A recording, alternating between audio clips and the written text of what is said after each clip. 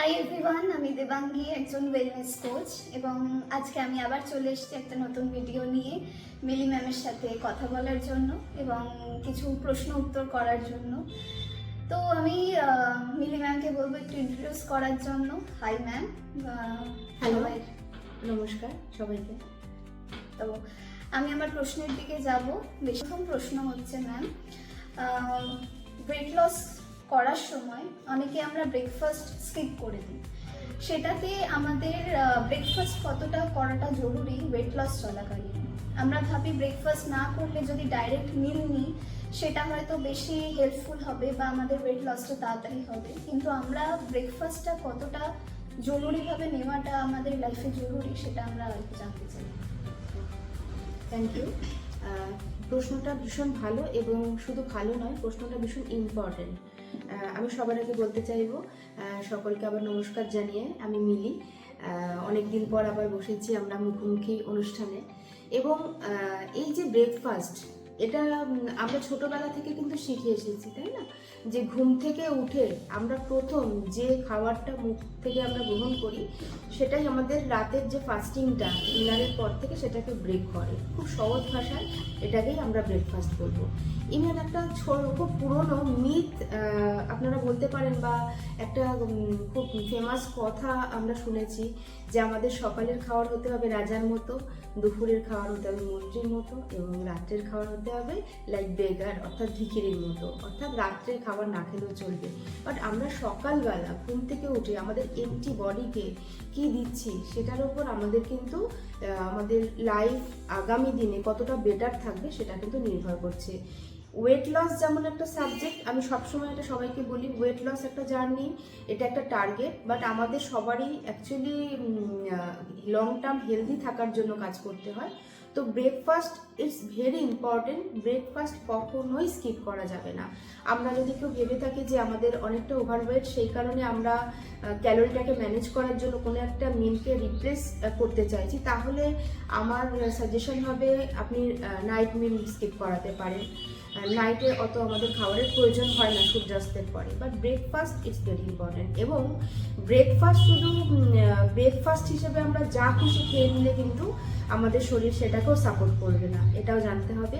Breakfast হবে এমন একটা খাবার যে খাবারটার মধ্যে অ্যাডিকুয়েট লেভেলে আপনার protein, vitamin, minerals, carbohydrate, fibre, each and everything, যেই কম্পোনেন্টগুলো আপনার বডিকে নারিশমেন্ট করে, অর্থাৎ আপনাকে চার্জ আপ করে, আপনার এই ভেতরের যে মেশিন সেটাকে রানিং করে এবং সেটাকে সুদিং করে এবং সেটাকে সারাদিন বেটারমেন্টের জন্য হেল্প করে, সেই জায়গা থেকে দাঁড়িয়ে আমাদের ব্রেকফাস্ট সবারই করা উচিত। এবং বিশেষ করে আমি ওয়েট লস ক্যান্ডিডেটদের একটা গাইডলাইন দিতে চাইবো।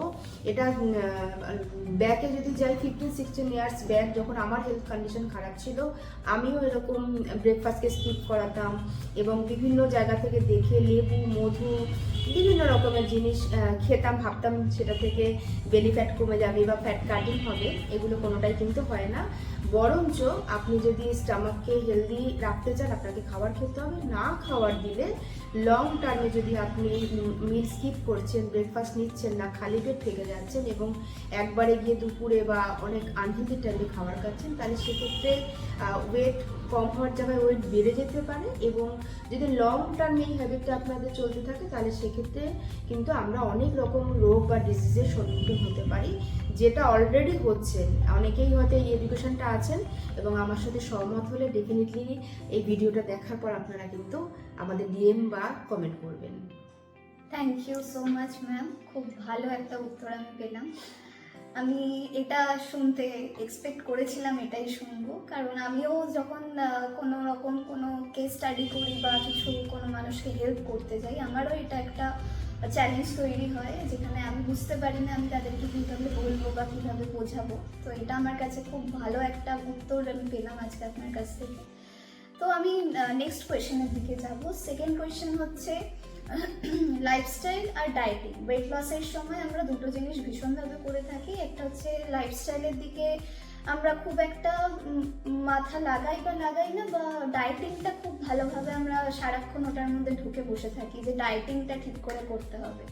কিন্তু এই দুটোর মধ্যে কোনটা বেশি ইম্পর্টেন্ট, মানে ডায়েটিং করা না লাইফস্টাইল চেঞ্জ করা? দুটোর মধ্যে মোস্ট ইম্পর্টেন্ট কোনটা ওয়েট লস চলাকালীন? এটা ভীষণ ভালো প্রশ্ন, এবং এই প্রশ্নের উত্তরটাও কিন্তু খুব সহজে বা এক কথায় দেওয়া আমার পক্ষে পসিবল হবে না, তো আমি একটু বুঝিয়ে বলছি। সেটা হচ্ছে, প্রথম তো জানতে হবে ডায়েট অ্যাকচুয়ালি কি। এই ডায়েটের নামে প্রচুর মিসকনসেপ্ট আছে। ডায়েট কথাটা যখনই আমাদের কানে আসে, আমরা ভাবি কি আমাদের প্রিয় খাবারগুলোকে আমাদের ছেড়ে দিতে হবে। অনেক খাবার আছে আমরা খেতে পারবো না, আমাদেরকে হয়তো অনেক কম খেয়ে থাকতে হবে, অথবা আমাদেরকে সারাদিন ঘাস ফুস মানে এগুলো খেতে হবে। অনেকের এই মিসকনসেপ্ট আছে, তো সেটা নয়। অ্যাকচুয়ালি আমাদের ডায়েট কথার অর্থ হচ্ছে আমরা সেই খাবারটাকে আমাদের ফুড হ্যাবিটে রাখবো যেই খাবারটা থেকে অ্যাডুকেট লেভেলে আমরা protein, vitamin, minerals, carbohydrate, fat এগুলো সাপোর্ট পাবো এবং আমাদের বডিকে নারিশমেন্ট করবে। এবং body is the best doctor. Body যখন আপনার বাড়ির ন্যাচারাল ফুড থেকে সেই নারিশমেন্টটা পাবে, তখন বডি নিজেই ফ্যাট বার্ন করা বা ফ্যাট রিডিউস করা, যার যেটা কম বেশি আছে সেই জায়গাটাকে ঘাটতি পূরণ করতে বডি কিন্তু হেল্প করবে। ইভেন ডায়েট অতটা ইম্পর্টেন্ট না যতটা কিনা লাইফস্টাইল ম্যানেজমেন্ট।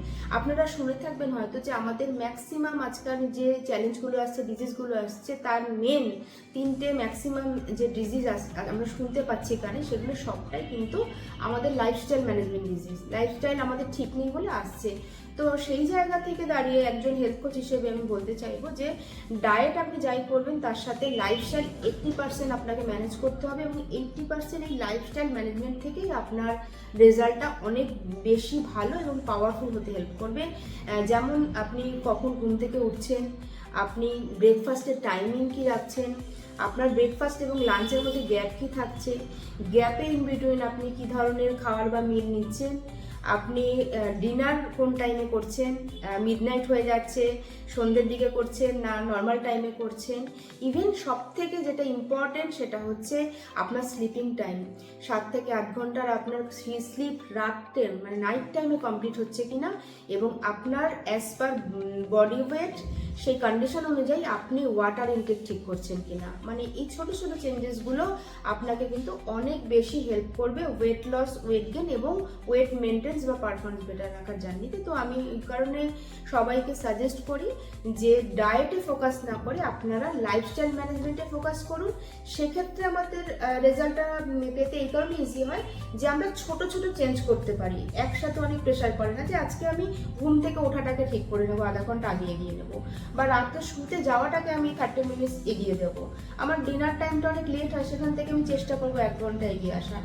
আমি সারাদিন হয়তো জল খেতে পারি না, আমি জলটা কোচের গাইডলাইন অনুযায়ী কখন কিভাবে কতটা খেতে হবে সেই অনুযায়ী একটু একটু করে বাড়াবো। এই ছোট ছোট মাইক্রো লেভেলে যদি আমরা হ্যাবিটগুলো চেঞ্জ করতে পারি, তাহলে কিন্তু তার সাথে যদি আমরা ডায়েটটাকে কম্বিনেশনে রাখি, তাহলে আমরা অনেক বেশি বেটার রেজাল্ট পেতে পারি আমার মতে। Wow, thank you so much ma'am. খুব ভালো একটা উত্তর আমি পেয়েছি এখান থেকে। তো আমার কাছে আজকে এই দুটোই প্রশ্ন ছিল, এবং দুটো প্রশ্নের খুব সুন্দর উত্তর উনি আমাকে গুছিয়ে দিয়েছেন, এবং আমি তার জন্য ভীষণ খুশি। তো আরও নেক্সট কিছু কোয়েশ্চেন আছে যেগুলো আজকে হয়তো হবে না, কিন্তু নেক্সট ভিডিওতে অবশ্যই আমরা দেওয়ার চেষ্টা করবো সেগুলো। এরকম অনেক প্রশ্ন আসে আমাদের কাছে, তো আপনাদের কাছে যদি এরকম আরও অনেক প্রশ্ন থাকে health related, weight loss related, বা কিছু মেন্টাল বা ইমোশন রিলেটেড, হোয়াট এভার, মানে আপনাদের যদি কিছু প্রশ্ন থাকে সেগুলো আপনারা কমেন্ট বক্সে জানাতে পারেন বা ডাইরেক্ট ডিএম করে জানাতে পারেন। আমরা তাহলে সেগুলোর উত্তর দেওয়ার চেষ্টা করব আস্তে আস্তে। তো আজকের জন্য এইটুকুই, আমরা আবার আসবো নেক্সট ভিডিও নিয়ে। ততদিনের জন্য টাটা, বাই বাই, নমস্কার।